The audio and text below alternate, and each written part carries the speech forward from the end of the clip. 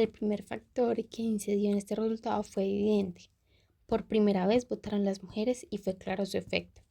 El aporte de las mujeres al total de los votos fue de 1.835.255, es decir, 41,7% de la votación. Eran líderes importantes, entre ellas Esmeralda Arboleda, quien sería la primera mujer elegida al Senado en 1958, María Teresa Arizabaleta en Cali, Josefina Valencia de Popayán, María Correa de Haya, Ofelia Uribe de Acosta hicieron correrías por muchas ciudades animando a las mujeres a que salieran a votar. Partidos de élites, divisiones y tensiones.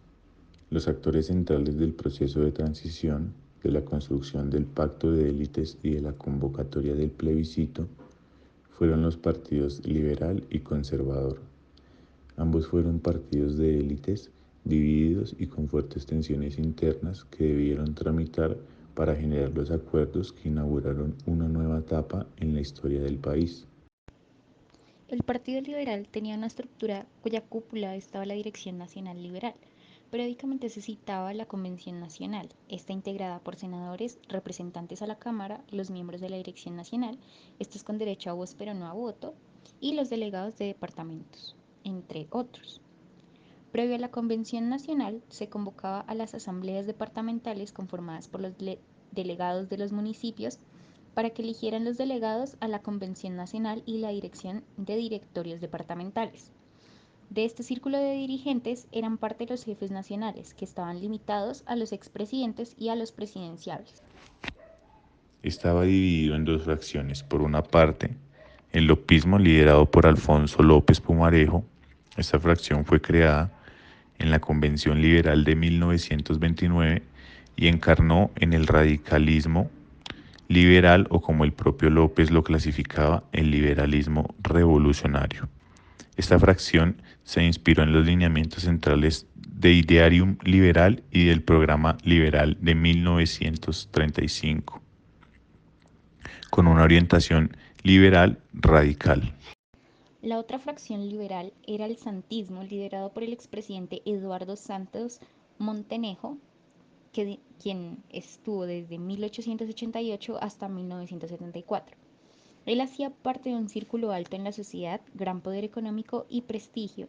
Fue un defensor de las reformas del gobierno de López Pumarejo y desde 1920 se había demostrado como un liberal moderado que trataba de ubicarse entre el conservatismo tradicional y las izquierdas liberales. Del círculo de allegados del santismo emergió Carlos Lleras Restrepo.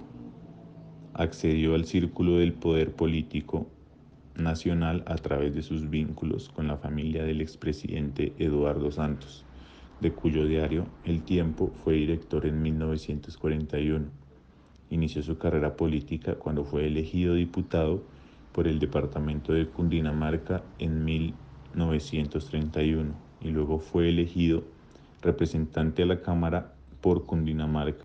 El Partido Liberal fue derrotado en las elecciones de 1946 y argumentando falta de garantías por la extendida violencia ejercida por el régimen conservador y la manipulación de los procesos electorales, se abstuvo de participar en las elecciones de Congreso y Presidencia de 1949 y de nuevo las de Congreso de 1951. El Partido Conservador gobernó solo, sin oposición, mientras se extendió la violencia partidista por todo el país.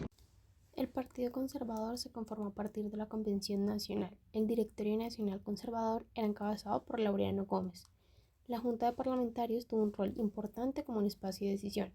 También conformó directorios y direcciones territoriales que estuvieron en manos de congresistas o sus aliados y allegados. En ocasiones, algunos eran intelectuales, médicos, abogados, periodistas o políticos locales. El Partido Conservador había ganado las elecciones de 1946 después de un largo periodo por fuera del gobierno. De nuevo ganó en 1949 con Laureano Gómez y vino lo que fue bautizado por Darío Echandía como una dictadura civil. Y luego de este fue depuesto por Gustavo Rojas Pinilla con el beneplácito del Partido Liberal y de un sector del Partido Conservador. Laureano Gómez lideraba la fracción más fuerte del conservatismo. Muy joven, Gómez fue elegido diputado por Cundinamarca, y como era habitual que ciertos líderes encabezaran la lista de otros departamentos, también figuró en las asambleas de Santander y Antioquia. A la vez fue elegido senador mientras estaba en el exterior. Desde su regreso al país en 1932 se fortaleció como principal líder conservador. Aglutinó congresistas y seguidores, y bajo su dominio y liderazgo este partido se opuso tanto al liberalismo como a la minoritaria izquierda comunista, y asumió que su partido era mayoritario entre los electores y que por tanto el triunfo liberal de 1933 y de las siguientes elecciones había sido el producto de prácticas fraudulentas.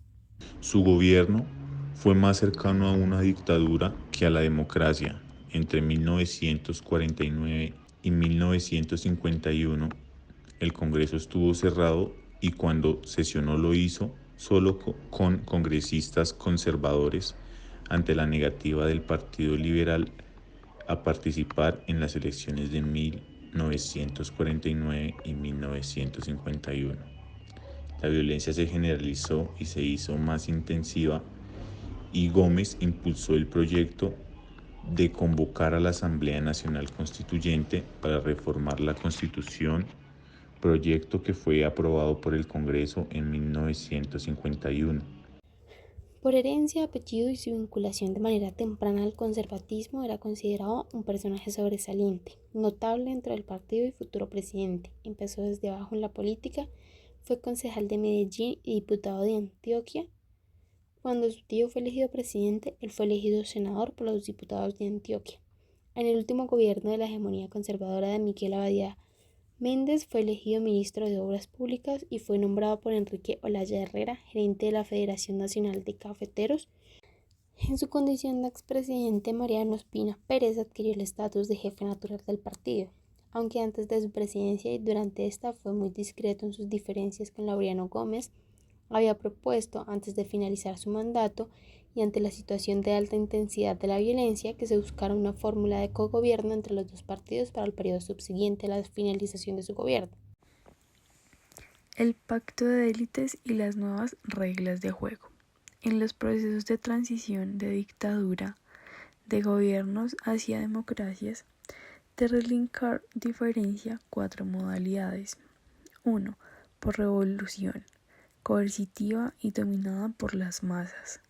2. Por imposición, coercitiva y dominada por las élites. 3. Por pacto, negociada y denominada por las élites. 4. Por reforma negociada y dominada por las masas. A la luz de este esquema, el caso colombiano constituyó un típico ejemplo de transición pactada y dominada por las élites. El tránsito del gobierno de Gustavo Rojas Pinilla entre 1953 y 1957 a gobiernos civiles por elección popular se dio por un pacto de élites del cual resultó un régimen de tipo concesional.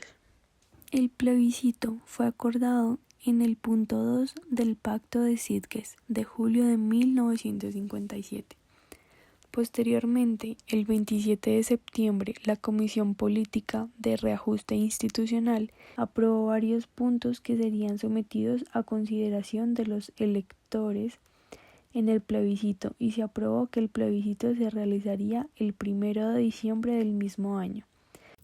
La Iglesia Católica, que había actuado durante décadas con una orientación política a favor del Partido Conservador y llegó a incitar la violencia en contra de los liberales, ahora se unió al plebiscito e hizo diversas invitaciones a votar por el sí. En síntesis, y para concluir, en el éxito del plebiscito y en el amplio triunfo del sí, se conjugaron el nuevo derecho del voto a la mujer, el pacto de las élites y de la mayoría de los jefes nacionales, que ahora expresaban sus aspiraciones de concordancia y convivencia, el respaldo y la profusa propaganda de los gremios de la economía y de los empresarios. El llamado de la Iglesia Católica para que la población lo apoyara, el respaldo abierto y público de la Junta Militar y el uso intensivo de la radio, la televisión y la empresa. En estas condiciones se garantizó el éxito de la iniciativa refrendataria.